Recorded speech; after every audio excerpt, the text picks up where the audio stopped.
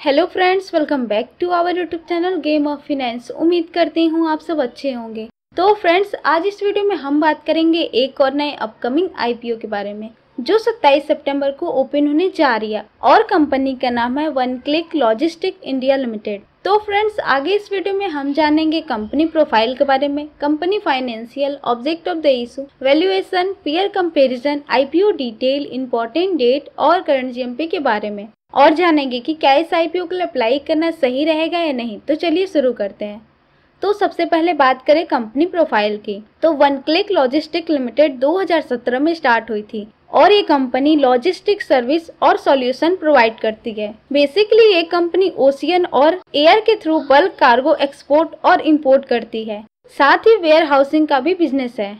ये तो बातें हो गई कंपनी से जुड़े डिटेल्स की। अब बात कर लेते हैं आईपीओ डिटेल की। तो 27 से 3 अक्टूबर तक आईपीओ ओपन रहेगा और वन क्लिक लॉजिस्टिक का आईपीओ प्राइस 99 रुपए पर शेयर कंपनी ने तय किया है। 10,08,000 फ्रेश शेयर इशू होंगे जिसकी कीमत 9 करोड़ होगी और ऑफर फॉर सेल के तहत कोई भी शेयर इशू नहीं होंगे। तो टोटल आईपीओ साइज 9 करोड़ का ही रहेगा। 1200 शेयर्स का एक लॉट रहने वाला है और एक लॉट अप्लाई करने के लिए आपको कम से कम 1,18,800 रुपए खर्च करने पड़ सकते हैं। फेस वैल्यू 10 रुपए पर शेयर रहेगा और रिटेलर के लिए 50% का कोटा रिजर्व किया गया है और ये कंपनी एनएससी और एचएमए में लिस्ट होगी।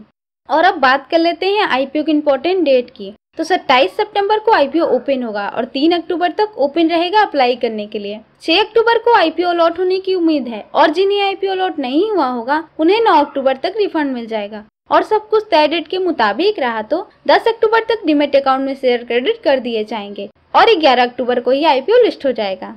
अब बात कर लेते हैं ऑब्जेक्ट ऑफ द इशू की। तो कंपनी जुटाए हुए फंड का इस्तेमाल वर्किंग कैपिटल की जरूरतों को पूरा करने के लिए करेगी और साथ ही कॉर्पोरेट पर्पस के लिए भी फंड का इस्तेमाल किया जाएगा। ये बातें तो हो गई आईपीओ से जुड़े डिटेल्स की। अब बात कर लेते हैं कि इस आईपीओ के लिए अप्लाई करना चाहिए या नहीं। तो उससे पहले एक बार कंपनी का फाइनेंशियल चेक करना बहुत जरूरी है। तो आइए एक नजर कंपनी के फाइनेंशियल पे डालते हैं। तो बात करें सबसे पहले टोटल एसेट की। तो फाइनेंशियल ईयर 2020 में 4 करोड़ 86 लाख, 2021 में 4 करोड़ 89 लाख और 2022 तक कंपनी का टोटल एसेट बढ़कर 9 करोड़ का हो गया है। टोटल एसेट में वृद्धि हुई है। इससे ये समझ में आता है कि कंपनी अपने बिजनेस में इन्वेस्ट की है। अब बात कर लेते हैं टोटल रेवेन्यू की। तो 2020 में 11 करोड़, 2021 में 13 करोड़ और 2022 में 35 करोड़ का रेवेन्यू कंपनी जनरेट की है। टोटल रेवेन्यू में भी कंसिस्टेंट ग्रोथ हो रहा है और ईयर बाय ईयर सेल्स बढ़ते ही जा रहे हैं। और अब बात कर लेते हैं प्रॉफिट आफ्टर टैक्स की। तो 2020 में 32 लाख, 2021 में 1 करोड़ जो 2022 में बढ़कर 1 करोड़ 29 लाख का हो गया है। कंपनी के प्रॉफिट फाइनेंशियल में भी ग्रोथ हो रहा है। नेटवर्थ 2020 में 65 लाख था जो 2022 में बढ़कर 2 करोड़ 65 लाख का हो गया है। और वहीं रिजर्व एंड सरप्लस 2020 में 20 लाख था जो 2022 तक बढ़कर 1 करोड़ 57 लाख का हो गया है। नेटवर्थ और रिजर्व एंड सरप्लस में भी ग्रोथ हुआ है। इसका मतलब कंपनी अपने फाइनेंशियल में सुधार कर रही है। ओवरऑल फाइनेंस की बात करें तो कंपनी का रेवेन्यू और प्रॉफिट लगातार बढ़ रहा है। तो ओवरऑल कंपनी का फाइनेंशियल परफॉर्मेंस एवरेज है। अब बात कर लेते हैं कंपनी की वैल्यूएशन की। तो अर्निंग पर शेयर 4.08 रुपए पर शेयर है और वहीं पीई रेशियो 24.26 के बीच निकल के आ रहा है और रिटर्न ऑन नेटवर्थ 95.09% है और नेट एसेट वैल्यू 4.28 है। कंपनी के वैल्यूएशन ठीक ठाक नजर आ रहा है।